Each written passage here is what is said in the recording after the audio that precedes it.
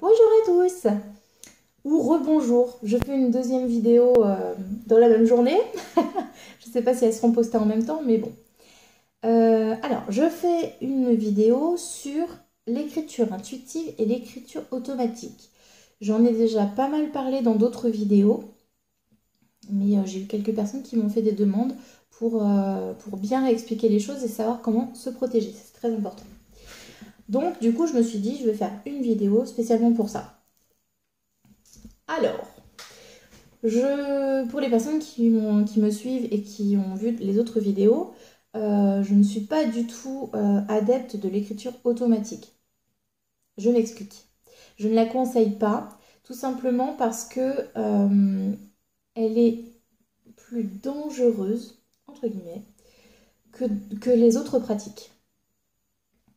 Alors, déjà, pour bien que les choses soient claires et pour bien comprendre, je vais vous expliquer la différence. L'écriture automatique, vous laissez votre bras et votre main à disposition d'un défunt, d'un guide, enfin d'une entité. Donc vous avez vraiment votre main qui bouge toute seule. C'est pas votre écriture, c'est pas vous qui n'écrivez, vous ne savez même pas ce qui va s'écrire. Pardon, je perds mes mots. Mais c'est le défunt. C'est le défunt qui écrit. Le défunt ou vos guides, enfin bref, voilà. L'écriture intuitive, donc vous êtes devant votre feuille, et en fait ça se fait par transmission de pensée. C'est vos pensées que vous écrivez.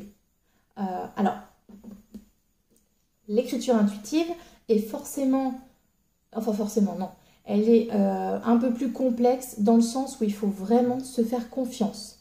Vous n'allez pas y arriver du premier coup. Vous allez me dire, de toute façon, même l'écriture automatique, c'est rare qu'on y arrive du premier coup. Mais l'écriture intuitive, il faut savoir faire la différence entre nos pensées et ce qu'on peut nous transmettre. Et ça, c'est pas évident. Alors, je reviens sur l'écriture automatique. Ce qui peut être dangereux dans l'écriture automatique, c'est que vous ne savez pas, vous ne pouvez pas savoir qui prend votre main pour pouvoir écrire. Par exemple, si vous allez demander, je ne sais pas moi, à votre maman par exemple, de venir pour vous transmettre un message. Ça peut être votre maman qui vient vous transmettre un message. Mais ça peut être aussi quelqu'un d'autre. Ça peut être un autre défunt, tout gentil, tout mignon, tout doux. Mais pas que. Ça peut aussi être une entité avec de plus basses vibrations. Donc c'est-à-dire qu'il n'a peut-être pas de très bonnes intentions. Voilà. Alors, on dit souvent entité du bas astral. Le bas astral, c'est-à-dire, c'est des vibrations vraiment basses, basses, basses. D'accord. Maintenant, je sais que quand c'est une entité avec de basses vibrations, vous pouvez le ressentir. Alors souvent, on se sent pas très très bien, on se sent un petit peu angoissé, on n'est pas à l'aise, on se sent un petit peu lourde, enfin voilà. Si vous vous sentez comme ça, vous lâchez votre crayon et vous stoppez tout. Donc c'est pour ça qu'il faut aussi être bien dans le lâcher prise et bien se faire confiance. Ensuite, quand on fait de l'écriture automatique, alors au niveau protection, j'ai tellement de choses à dire que du coup j'ai peur d'en oublier. Au niveau protection, la bougie blanche. Mettez vraiment bien une bougie blanche, une ou plusieurs même, hein, mais mettez des bougies. Vous avez de l'encens, hein, j'ai fait une vidéo sur les protections. Vous avez de l'encens que vous pouvez mettre. Faites votre bulle de protection. Vraiment, c'est important. Faites-la bien avant votre séance. Et alors, le meilleur conseil, je pense, que je peux vous donner, ne le faites jamais, jamais, jamais, jamais, sauf si vous voulez vous attirer des ennuis, ne le faites jamais si vous êtes fatigué, malade, déprimé, pas bien. Ne le faites pas. Ne le faites pas du tout. Je m'explique pourquoi. J'explique pourquoi. Quand vous êtes fatigué, quand vous êtes énervé, quand vous êtes déprimé, quand vous êtes un petit peu triste, un peu malade, vos vibrations baissent et vous êtes du coup plus bas. Et c'est ce qui attire les entités avec une basse vibration. J'essaye d'expliquer le plus clairement possible. Donc, comme vous êtes déjà bien bas, bon bah forcément, c'est comme les aimants, ça s'attire. Par contre, si vous êtes élevé, c'est-à-dire si vous êtes bien, si vous êtes reposé, si vous êtes positif, vous êtes élevé en vibration, et comme on dit, la lumière attire la lumière. C'est-à-dire que, comme vous allez être haute, bon bah, ce sont des entités, d'accord, on me fait dire lumineuses, qui viendront. Alors ça, ouais, je pense que c'est vraiment le top du top. Ne le faites jamais si vraiment vous vous sentez pas bien. Par exemple, si un jour vous êtes un peu triste et que vous avez envie de communiquer avec votre frère, par exemple, parce que il vous manque et que vous êtes triste. Ne le faites pas. Attendez, je sais que c'est compliqué, mais ne le faites pas. Attendez d'être vraiment reposé. Prenez la nuit, par exemple. Laissez passer la nuit et vous verrez bien le lendemain. Si ça va un petit peu mieux, essayez. Mais voilà, encore une fois, personnellement, je ne le conseille pas. Mais c'est la meilleure des protections, c'est ne le faites pas si vous êtes fatigué, déprimé, enfin bref. Si ça ne va pas, ne le faites pas. Ensuite, il y a les pierres de protection aussi. Voilà, je savais bien que j'oubliais quelque chose. Il y a le sel, enfin il y a vraiment plein de protections. Mais la meilleure, c'est celle-là. Ça et la bulle de protection. Demandez à vos guides aussi. Faire des prières, demandez à vos guides de vous protéger. Je vais y arriver. Quand vous faites de l'écriture automatique, vous pouvez demander si c'est bien une personne qui est dans la lumière, etc. Personnellement, je ne garantis pas la réponse. Alors, j'ai lu qu'ils ne pouvaient pas mentir. C'est-à-dire que quand vous leur demandez s'ils sont dans la lumière, ils n'ont pas le choix. S'ils sont dans la lumière, ils vont vous répondre oui. S'ils ne sont pas dans la lumière, ils vont vous répondre non. Ils n'ont pas le choix. Personnellement, j'y crois pas trop. Je ne fais pas d'écriture automatique, donc je ne peux pas vous le certifier. Si des gens font de l'écriture automatique et qui regardent cette vidéo, vous pouvez le laisser en commentaire. Mais personnellement, j'en doute. Après, pour avoir déjà eu pas mal d'expérience avec des entités vraiment très très basses en vibration, ils ne supportent pas tout ce qui est amour, tout ce qui est lumière, etc. Positive attitude. Donc si vous êtes vraiment haute en vibration, si vous parlez beaucoup de lumière, etc., si vous vous entourez d'une bulle de lumière, etc., je pense que c'est pas comme si vous allez le faire fuir, mais pratiquement. Après, bon, il y en a des tenaces, hein, mais voilà.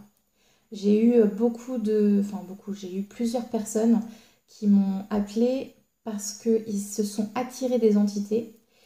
Et pour s'en débarrasser, c'est quand même bien costaud. Hein. Donc vraiment, faites attention à vous. Et si vous pouvez éviter et faire autrement, faites autrement.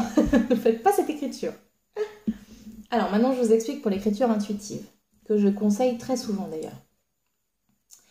Vous prenez, alors pareil, protégez-vous, même si c'est moins dangereux, protégez-vous quand même. De toute façon, quoi que vous fassiez, protégez-vous.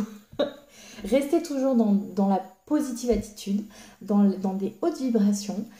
Attirez à vous la lumière, mettez des bougies, méditez un peu avant, ça va être bien aussi. Enfin, voilà, vraiment, prenez le temps de le faire, prenez le temps de vous protéger. Faites votre bulle, vos guides, enfin, voilà. Ensuite, au tout début, quand on commence l'écriture intuitive, c'est compliqué de savoir si c'est nos pensées ou si c'est nos guides ou nos défunts, enfin la personne avec qui vous voulez communiquer, qui nous parle. Tout simplement parce que c'est une transmission de pensée. Donc, certaines personnes peuvent entendre une voix différente. Mais pour beaucoup, surtout dans les débuts, c'est notre voix qu'on entend, enfin, c'est notre pensée, quoi. Donc, comme je le dis à chaque fois, vous écrivez tout. C'est pas grave si c'est vos pensées. Vous écrivez tout. Mais par contre, vous vous arrêtez pas. Vous écrivez tout sans réfléchir. C'est pas grave s'il y a des fautes, c'est pas grave si vous écrivez mal. Je sais qu'une fois, je me suis fait disputer par une dame, un défunt, parce que j'écrivais mal et parce que je faisais des fautes. Alors, elle était très pointues, on va dire, sur l'orthographe. Et du coup, je notais un message qu'elle avait à transmettre, mais ça lui plaisait pas. Elle s'est stoppée pour me disputer parce que je faisais des fautes et parce que j'écrivais en abrégé et j'écrivais très mal. Parce que c'est vrai que quand je transmets, j'écris tellement vite que du coup, bon, je prends pas le temps d'écrire bien. Je préfère bien écrire et puis, enfin, bien écrire tout ce qu'on peut me dire. Et puis l'écriture, on verra plus tard. Donc là, voilà, c'est pas grave si vous écrivez mal, c'est pas grave s'il y a des fautes, c'est pas grave si vous loupez un mot, c'est pas grave. Vous notez tout. Excusez-moi, j'ai un petit cheveu qui me gêne. Alors, par la suite, vous allez... Enfin, comment je peux vous dire ça? Vous allez avoir comme une double pensée. Vous allez avoir vos pensées à vous et vous allez avoir une autre pensée un petit peu plus lointaine. C'est comme ça que j'ai repéré comment on parlait.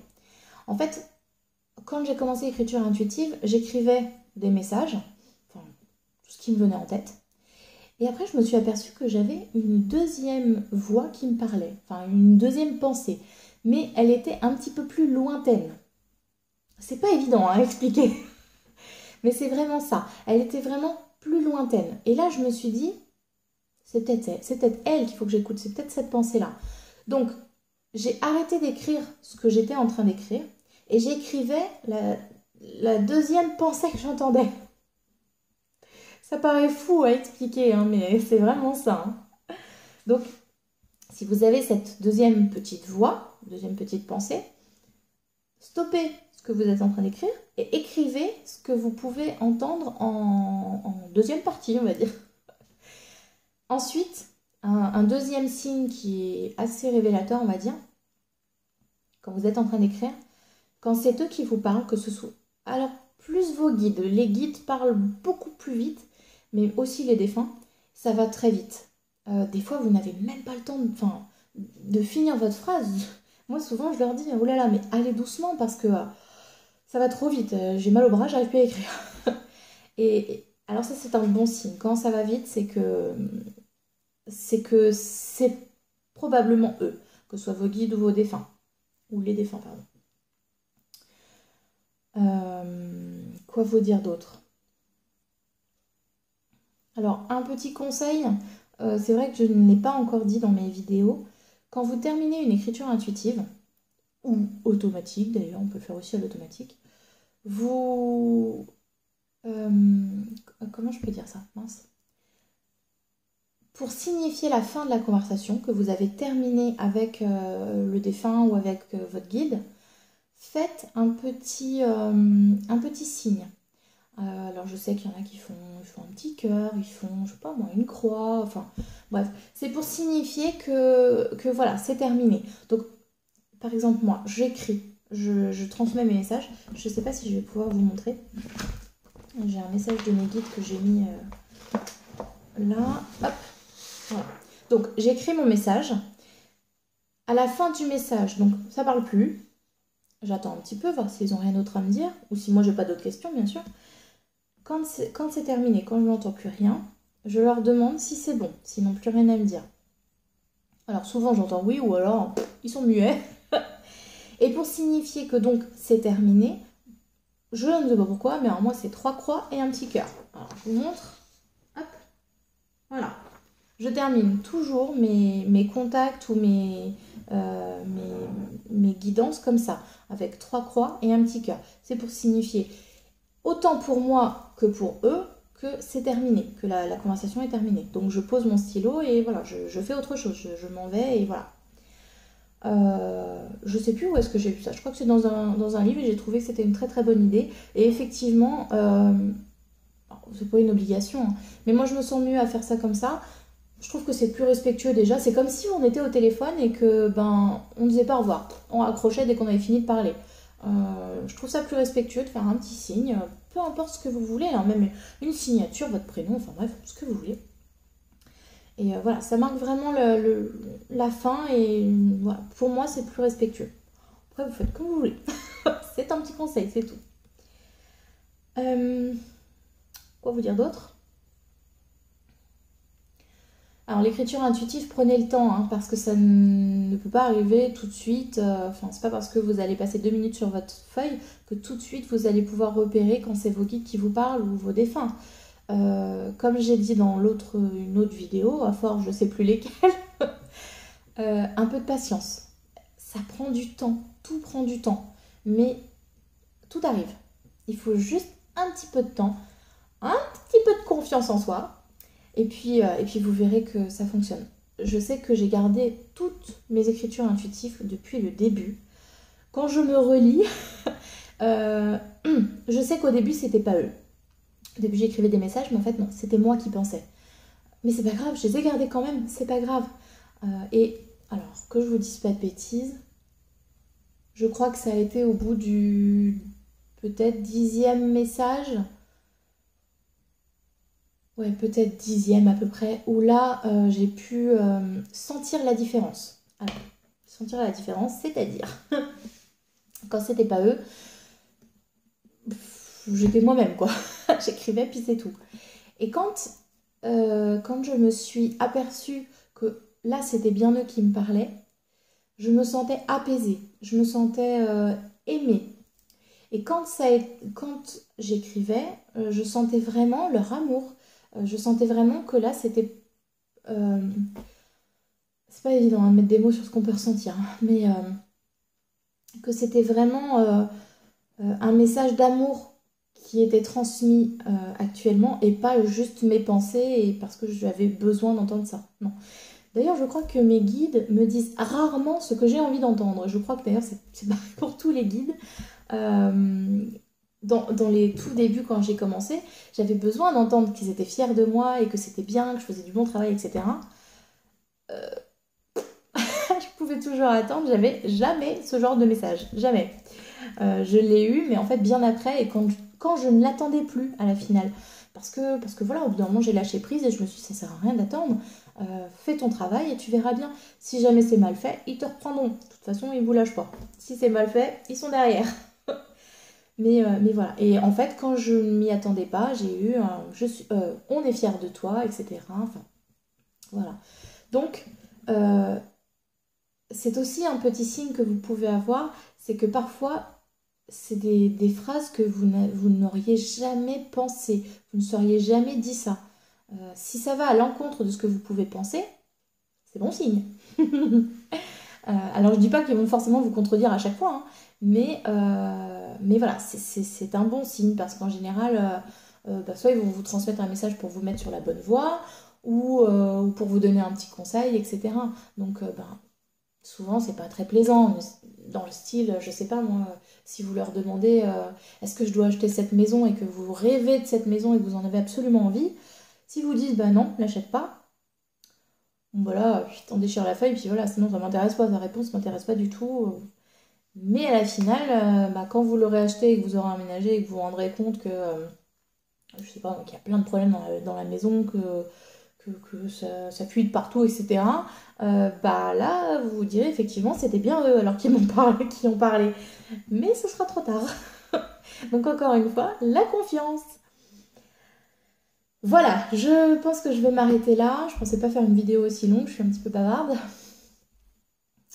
Attendez, je regarde un petit peu si j'ai tout dit. Ouais,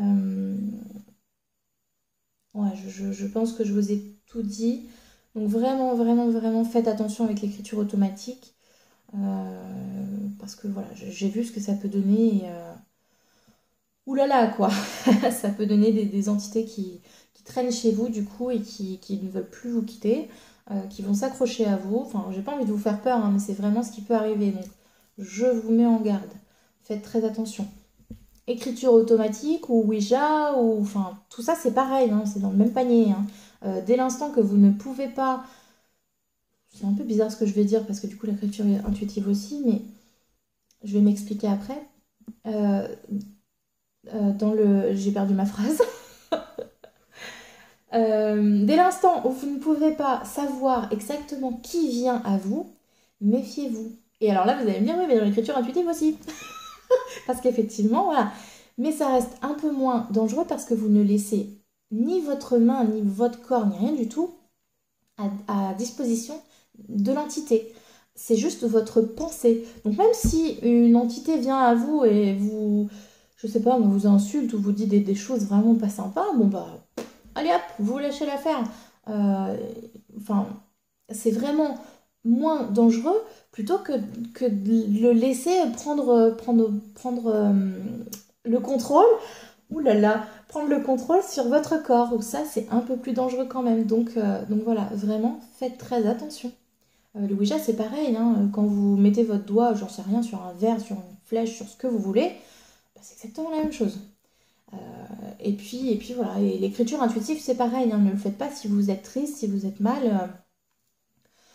En général, de toute façon, on a du mal à entendre ou à avoir un message si on n'est pas bien. Il faut vraiment être posé. Méditez avant, ça aide beaucoup. Je crois que je l'ai dit déjà dans le début de la vidéo, mais je le redis.